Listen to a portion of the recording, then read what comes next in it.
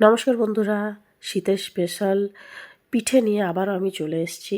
এই পিঠেকে বলা হয় চিতই পিঠে, আর আমাদের এখানে আঞ্চলিক ভাষায় বলা হয় আশকা পিঠে। এই পিঠে বানানোর জন্য নিয়ে নিতে হবে চাল। চালটাকে ভিজিয়ে নিয়ে একটু নরম হয়েছে কিনা দেখে বেশ জলটা ঝাড়িয়ে নিতে হবে। এগুলো একটু ছোটো দানার চাল, যেগুলো রেশনে পাওয়া যায় সেই চাল নিলে ভালো হয়, নাছাড়া বাড়ির মিনিকেট চালেও হয়ে যাবে। তারপরে আস্তে আস্তে এইগুলোকে ছেঁকে নিয়ে মিক্সারের মধ্যে এইভাবে গুঁড়ো করে নিয়ে চেলে নিতে হবে, যাতে মোটা দানাগুলো বেরিয়ে যায়। বাসমতি চাল বা দেরাদুন রাইস এইসব দিয়ে কিন্তু এই পিঠা হবে না। এরপর আমি এই চালের গুঁড়োটার মধ্যে দিয়ে দেবো কিছুটা পরিমাণে নুন। একদিকে আমি গরম জল বসিয়ে দিয়েছি, ঈষৎ উষ্ণ গরম জল দিয়ে এটা একটা ব্যাটার তৈরি করতে হবে।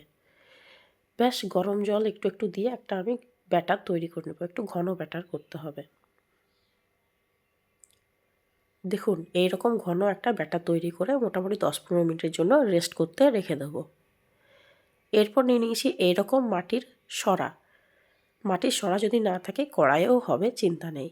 এর মধ্যে কিছুটা তেল একটু বুলিয়ে দেবো, একটা কাপড়ের টুকরোর সাহায্যে তেল বুলিয়ে এইরকম 1 হাতা ব্যাটার এর মধ্যে দিয়ে দেবো। এই সরার সঙ্গে ঢাকনাটা আমার নেই, তাই বাটি ঢাকা দিয়ে এই পিঠেটা আমি তৈরি করব। মাঝে মাঝে এইভাবে একটু একটু জল দিতে হবে। গ্যাসটা স্লো রাখবেন, স্লো রাখলে পিঠেটা খুব ভালো তৈরি হবে।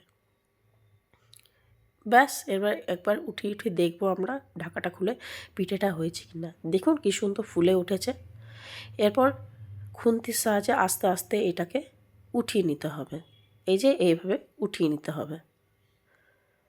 ব্যাস আমার পিঠে রেডি। দেখুন কি সুন্দর সফট হয়েছে আমার পিঠেগুলো।